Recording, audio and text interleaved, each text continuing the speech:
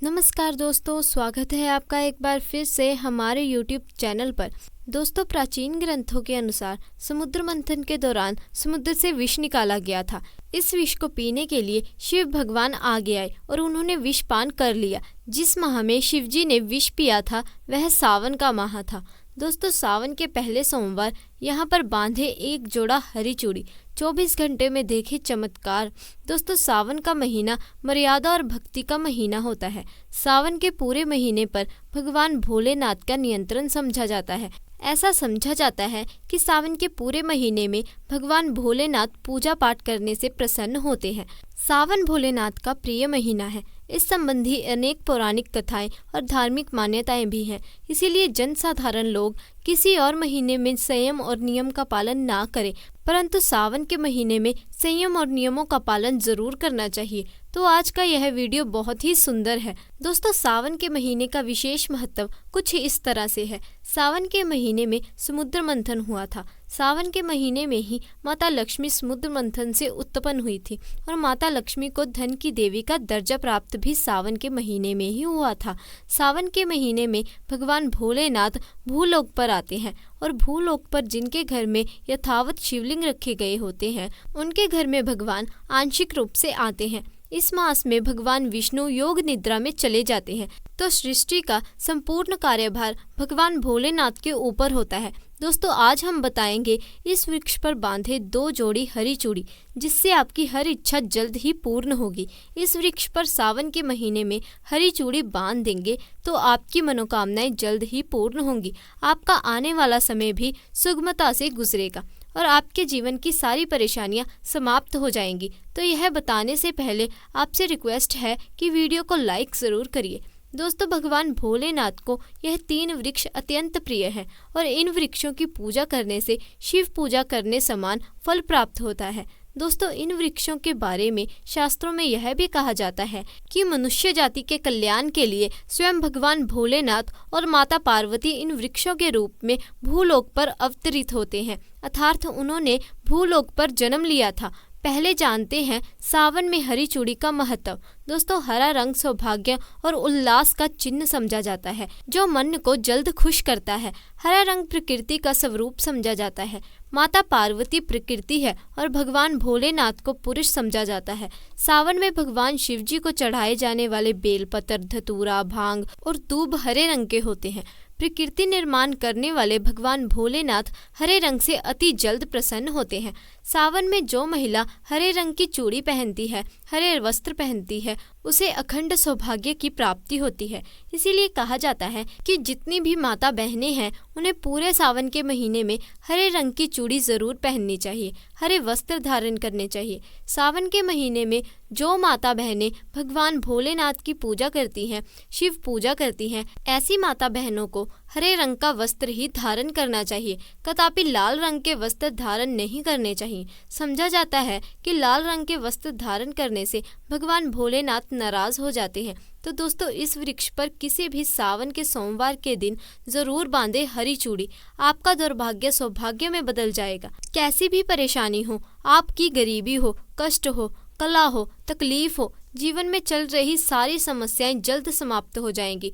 और केवल एक ही सोमवार के दिन अगर आप यह उपाय करते हैं, हरी चूड़ी वृक्ष पर बांधते हैं, तो आपकी जन्म जमांतर की गरीबी भी मिट जाएगी और जल्द आपके एक ही सोमवार के दिन के उपाय से मनोकामनाएं पूर्ण होंगी। तो दोस्तों, ये कौन से वृक्ष हैं, आइए जानते हैं।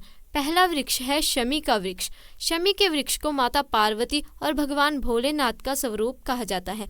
इसीलिए दोस्तों, कई स्थानों पर शमी के वृक्ष को उमा महेश्वर वृक्ष भी कहा जाता है। पूरे सावन भर शमी के वृक्ष पर माता पार्वती और भगवान भोलेनाथ का वास समझा जाता है। सावन के महीने में गोधूली बेला पर प्रदोष काल के समय यानी संध्या काल के समय में छूने से पाप, दोष, कष्ट और सारी परेशानियां समाप्त हो जाती हैं। सावन के महीने में शमी वृक्ष की जड़ पर अगर कच्चा दूध डाला जाए तो भगवान भोलेनाथ जल्द प्रसन्न होते हैं और माता पार्वती का खूब सारा आशीर्वाद मिलता है। अब जानते हैं शमी वृक्ष का और धार्मिक महत्व क्या है।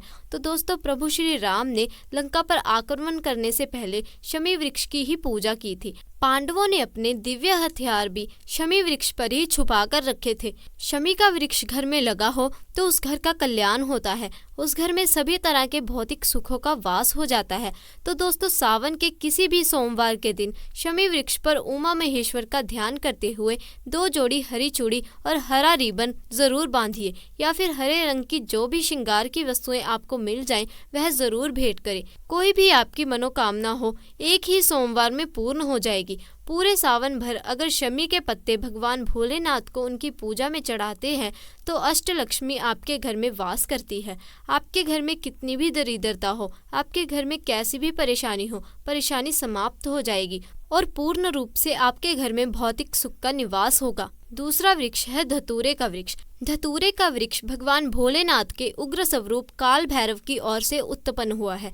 मान्यता है कि शिवलिंग पर धतूरे का पत्ता, पुष्प या फल चढ़ाने से राहु केतु और शनि के कुप्रभाव समाप्त होते हैं। धतूरे के वृक्ष पर सावन में किसी भी सोमवार के दिन अगर 2 जोड़ा हरी चूड़ी बांधे तो शत्रु से छुटकारा मिल जाता है, शत्रु का सर्वनाश होता है। दोस्तों, अगर सावन के किसी भी शनिवार के दिन धतूरे के वृक्ष पर बाबा काल भैरव का ध्यान करते हुए हरी चूड़ी बांधी जाए तो घर में भूत प्रेत बाधा भस्म हो जाती है। छोटी सी धतूरे की जड़ घर के किसी भी कोने में अगर छुपाकर या फिर खनन कर जमीन में दबा दी जाए तो भूत प्रेत इत्यादि की बाधा समाप्त हो जाती है। दोस्तों, तीसरा वृक्ष है बेल का वृक्ष। शंकर पुराण में स्पष्ट लिखा है कि बेल का वृक्ष माता पार्वती के पसीने से उत्पन्न हुआ है। जब माता पार्वती का पसीना मंदराचल पर्वत पर गिरा तो उसने बेल के वृक्ष का स्वरूप ले लिया। समझा जाता है कि बेल के वृक्ष का दर्शन करने मात्र से व्यक्ति के पाप मिट जाते हैं, स्पर्श करते हैं तो जीवन की सारी समस्याएं मिट जाती हैं। अगर आप भगवान भोलेनाथ को बहुत जल्द प्रसन्न करना चाहते हैं तो आप भगवान भोलेनाथ पर खूब सारी चीजें चढ़ा रहे हैं परंतु बेल का पत्ता नहीं चढ़ाते तो वह प्रसन्न नहीं होते। पूरे सावन के महीने में बेल की जड़ पर ब्रह्मा का वास होता है। मध्य स्थान में भगवान विष्णु तथा संपूर्ण स्थान पर भगवान भोलेनाथ जी का वास समझा जाता है। ऐसा भी समझा जाता है कि कोई भी साधक अगर सावन के महीने में बेल वृक्ष की पूजा करे, सुबह के समय या फिर संध्या काल के समय में बेल की जड़ के पास अगर घी का दीपक जलाए तो तीर्थों के स्नान करने के समान प्राप्ति होती है। समस्त तीर्थ बेल की जड़ में आ जाते हैं। तो दोस्तों, सावन के किसी भी सोमवार के दिन बेल वृक्ष की जड़ पर अगर कच्चा दूध डाला जाए तो जीवन की परेशानियां और कष्ट मिट जाते हैं। तो सावन के किसी भी सोमवार के दिन संध्या बेला में बेल के वृक्ष में 1 जोड़ा हरी चूड़ी जरूर बांधे। अब आप पूछेंगे कि संध्या बेला में ही क्यों?